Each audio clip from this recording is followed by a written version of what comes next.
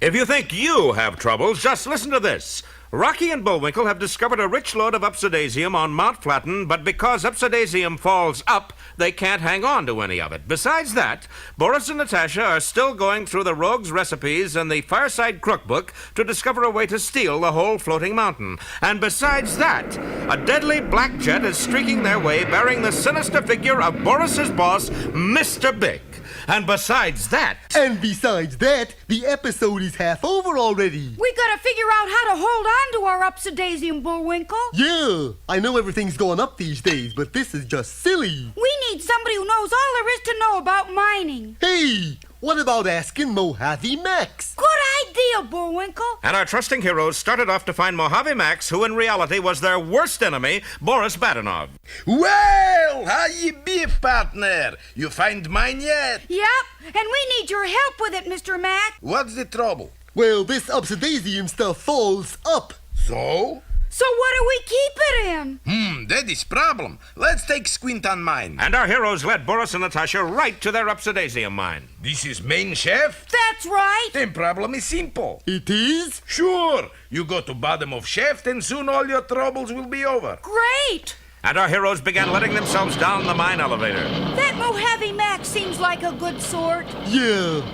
A good sort of what? If Bullwinkle had only been at the top of the shaft, he would have known what. Boris, what you doing with crowbar? Well, I'm not barring cross on you, bum. Lend a hand. The two rascals rolled an enormous stone closer and closer to the shaft. And this rock falls down. D-O-U-N-E, down. Meanwhile, Rocky and Bullwinkle were dropping deeper and deeper into the mine. Sure got dark all of a sudden. Something must be blocking the sunlight. Uh-oh, it sure is. Looky. It's a great big rock coming down at us. Again? Rocky, do you suppose we're accident prone? No time to worry about that. Let go of the rope. But we'll fall. Sure, our only chance is to stay ahead of that falling rock for as long as we can. And as Bullwinkle let go of the lift cable, the platform dropped faster and faster. Above them, the huge stone plummeted down like a stone. Like a stone. Are we gaining on it? It's about even, Bullwinkle. Good. Only one thing worries me. What's that? What happens when we get to the bottom of the shaft? I hate to think, Bullwinkle. We gotta figure out something, Rock. I don't want to wind up as a mess of moose butter. At the top of the shaft, Boris was feeling very proud of himself. Natasha, you ever have one of those days where everything is wrong? Yes. Isn't it wonderful? But Boris, darling, Mr. Big is coming. You're not nervous? Mr. Big, phooey. When that creepy joke gets here, Mount Flatten will be gone. Gone? Gone where? Gone with us. We hijack mountain. Boris, you going to double-cross Mr. Big? With moose and squirrel gone is easy. What kind schnook you take me for? I give up, Badenov. What kind? Boris, look there. That huge shadow on the rock. No, not that. Yes, that. It's Mr. Big. And meanwhile, our boys are just seconds away from complete disaster. Don't miss our next episode, Bullwinkle at the bottom, or Mishmash Moose.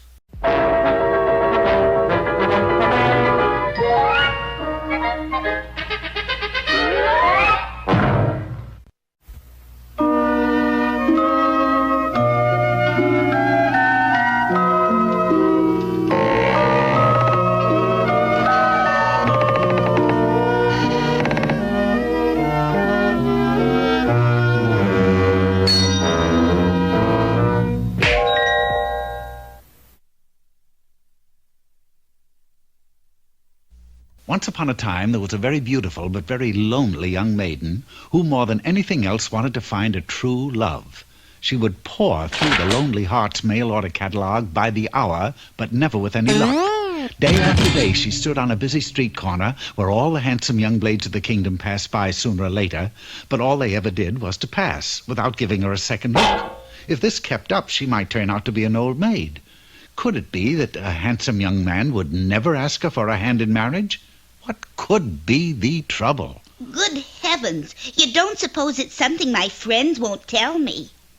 Well, maybe I'm putting on too much weight. Well, she was relieved to see that weight was not her problem. She was still a dainty 165 pounds.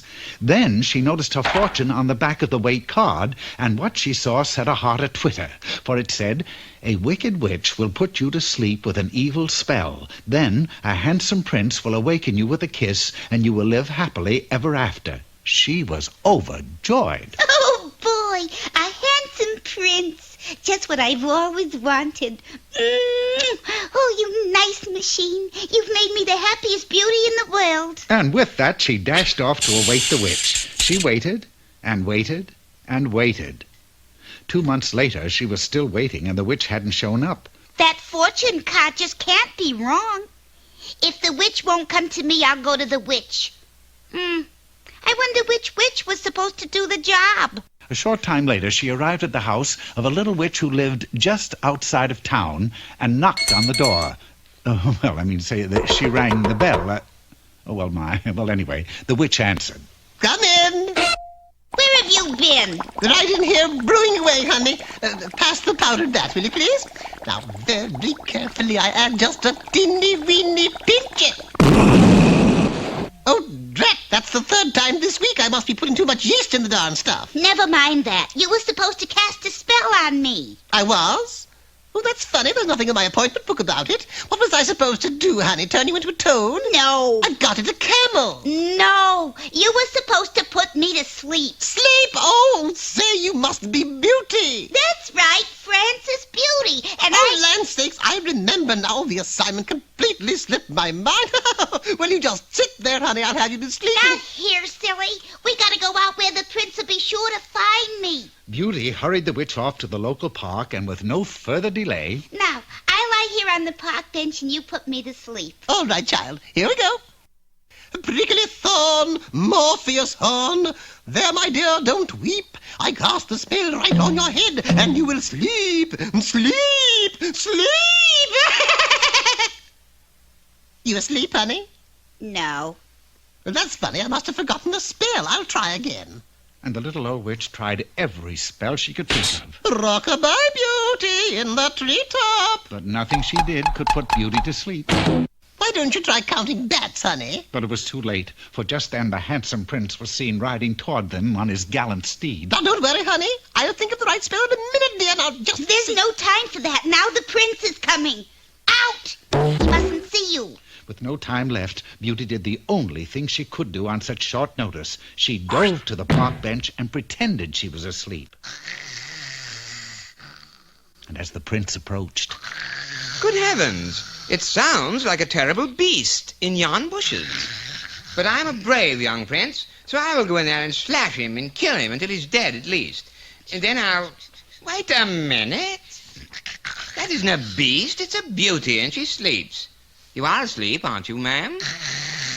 Oh, yes.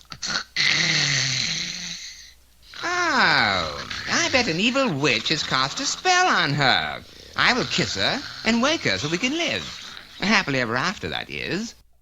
Oh, thank goodness. I thought you'd never get here. Sweetie! Darling! Hold it, hold it! What do you want? I just remembered the spell that will put you to sleep. Ready? No! I don't need that now!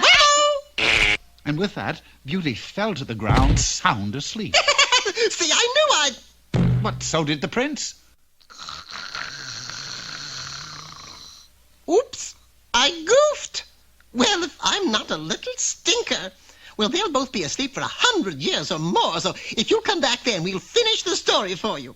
Right now, I've got an appointment with a fellow named Rip Van Winkle. Wonder if I'll have any trouble with him.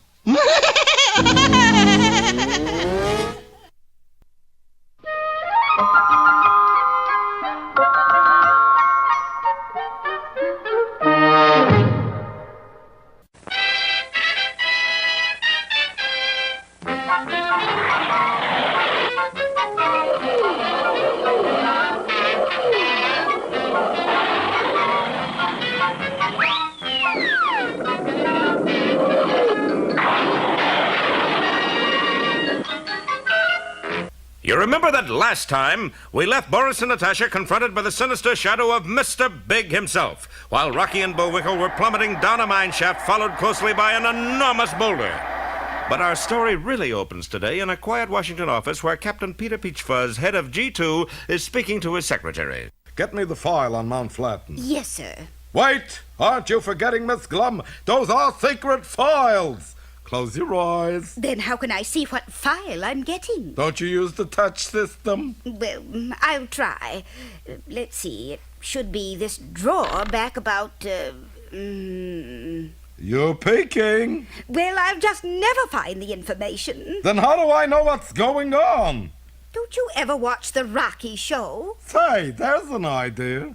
And the captain turned on a nearby set just in time to hear... You remember the last time we left Boris and Natasha confronted by the sinister shadow of Mr. Big himself, while Rocky and Bullwinkle are plummeting down a mine shaft followed closely by an enormous boulder. But our story really opens today in a quiet office in Washington where... Oh, who cares? I've got to get out there. And in just a moment, Captain Peachfuzz was in a fast plane and headed straight for... the North Pole?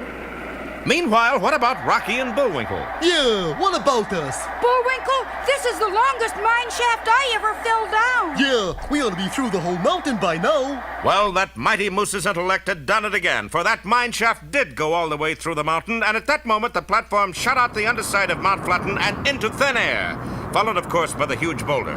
I'll try to swing us out from under it, Bullwinkle. The plucky squirrel zoomed down from the platform, and then as it passed him, pushed it out from under the boulder. In another instant, the platform reached the end of the rope and dangled far beneath the floating mountain, while the huge boulder continued on clear to the ground, where it shattered into 16 tons of instant gravel. We better get back up the rope, Bullwinkle. Can't we rest here for just a minute? But Mojave Max and Death Valley Dottie will be worried about us. Well, that was true enough, for Max and Dottie, alias Boris and Natasha, were at that moment trying to explain things to that criminal mastermind, Mr. Big. You are accusing me of double dealing? What kind schnook you take me for? I give up, Badinov. What kind? Just fun-loving schnook, Mr. Big, sir, boss, old superior. You are making joke? Sure, you don't really think I double-cross my own dear commanding officer, leader, director, Pasha? Yes. Very droll. Where are Moose and Squirrel? By now they should be at bottom of mine shaft. Oh, you miserable idiot. This is a floating mountain. You mean? Yes, the mine shafts go all the way through. Sure enough, when Boris looked down the shaft, he saw our heroes dangling far below. Oh, Badinov, you have goofed. Only temporarily, Mr. Big. And opening his coat, Boris began to hunt for his favorite mine shaft rope snippers. But even as Rocky and Bullwinkle started their long climb up the rope, they were faced with still another danger. Bullwinkle, look there! It's just an airplane, Rock. Nothing to worry about. Yeah, but it's headed right for us. Now, that's something to worry about. Well, there's danger above and danger below for our boys. Don't miss our next episode, Double Trouble or The Moose Hangs High. And now, here's Bullwinkle's Corner. Hello there. Today's poem is dedicated to babysitters everywhere. Between the dark and the daylight, when the night is beginning to lower, comes a pause in the day's occupation that is known as the Children's Hour. This is a very useful book. I hear in the chamber above me the patter of little feet, the sound of a door that is open, and voices soft and sweet. They whisper and then a silence, but I know by their merry eyes they are plotting and planning together to take me by surprise. Yeah! A sudden raid from the stairway, a sudden rush from the hall, by 3 doors left unguarded, they enter my castle wall. You think, oh blue-eyed kiddies, because you have scaled the wall, that such an old moustache as I am is not a match for you all? Like I said, a very useful book.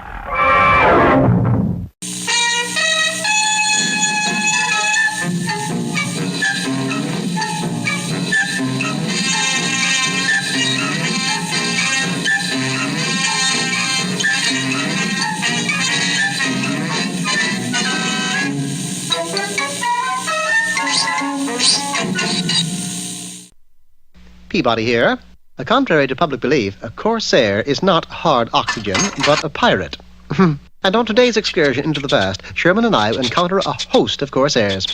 Set the Wayback Machine for the harbor of Tripoli, Sherman. Where's that, Mr. Peabody? In the Mediterranean. Today we visit one of America's great sea fighters, Stephen Decatur. The Wayback wasted no time in spanning the years and depositing us aboard the good ship Enterprise. There was Lieutenant Decatur with an eye trained on the enemy's harbor. What's she doing now, sir? Nothing. She's just sitting there. We couldn't help but overhear your conversation, Lieutenant. Is there a lady in distress? Oh, not a lady, sir. A ship, the Philadelphia. The Corsairs captured her, and I'm afraid they intend to turn her against us. Why don't you destroy the Philadelphia, Mr. Decatur? We thought of that. It was our intention to set her on fire. What stopped you? We ran out of matches. I suggested that an undercover party make its way into the city to pick up some matches. Unfortunately, the only volunteers were Decatur, Sherman, and myself. We searched for a match store in vain, and then Decatur had a brainstorm. He hid in an alley, waiting for an innocent-looking passerby. When one finally approached, he dashed out and, in a cautious voice, asked, "Got a match?" As luck would have it, that innocent passerby was the chief of police. "You are spies! Shoot them!" We were escorted to a courtyard wall where 20 rifles were leveled at us. "Ready! Aim!" Just one moment, if you please. What is it you like? A cigarette, a blindfold? No. But I believe international law clearly states that condemned men are to be granted one last wish. Oh, forgive me, I make a boo-boo. What is it you wish? We wish not to be shot. Huh? You heard me. I said we wish not to be shot. Corporal! Yes, Sergeant. You hear what he wants for his last wish? I hear it. Does that make sense to you? Well, sure, Sarge. We always give everybody a last wish. Hey, you're right. Okay, we don't shoot him. And so the firing squad returned to their quarters, and as for Decatur, Sherman, and myself, we lost ourselves in the dark streets of the city. Time is running out, but I have another plan. Decatur's plan was pretty much the same as his last one. He hid in an alley, waited for an innocent-looking passerby, dashed out as the passerby approached, but instead of asking, "Got a match?" he said, "Got a candle?" In this case, lightning struck twice. It was the same chief of police. We faced the same lineup of spy suspects, and what was worse, we faced the same firing squad. Ready? Aim! I hate to interrupt you again, sir, but... It'll do you no good this time. We are forbidden to grant the last wishes. I wasn't going to ask for one. We merely wondered about our last meal. Last meal? Corporal, do they get a last meal? Don't ask me. I never been executed. Okay, we give you a last meal. What do you want? Seafood. Some nice, fresh seafood.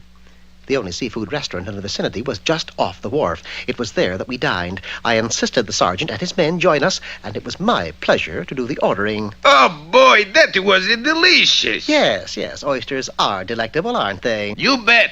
Only how come you and your spy friends didn't eat no oysters? Because oysters aren't in season this month. That's why. Oh, well, that explains it. Anyone who would eat oysters out of season is dead.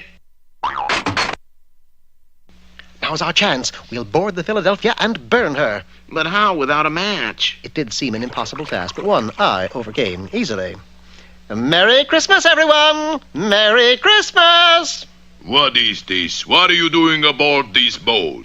I am Santa Claus, and these are my helpers. Ho, ho, ho! We have stockings just crammed with goodies for you and your men. Hey, that's wonderful. Give them to us. Oh, no, Captain. Stockings must be hung over a fireplace. No, we don't got no fireplaces. Well, an ordinary fire will do. Just build a fire, and we'll hang the stockings over it. The Corsairs built a fire, all right, a fire that eventually consumed the Philadelphia. Our task successfully completed, we returned to the Enterprise and had dinner with Stephen Decatur. That was some experience, Mr. Peabody. It certainly was, Sherman. We not only helped the American cause, but we are in on the birth of a new profession. New profession? Yes, these men who are serving food to Decatur.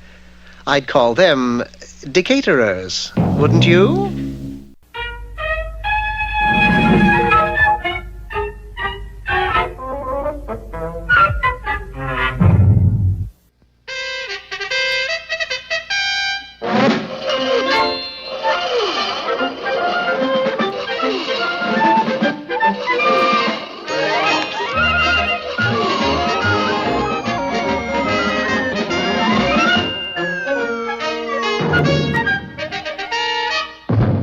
Well, our boys have managed to get themselves into double trouble as they dangle from a rope below Mount Flatten, the floating mountain.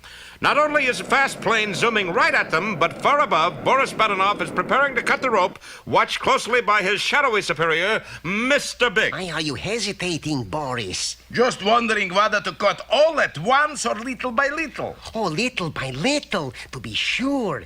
The fun lasts longer. So Boris just lightly nicked the outside of the rope, then watched gleefully as the strands broke one by one.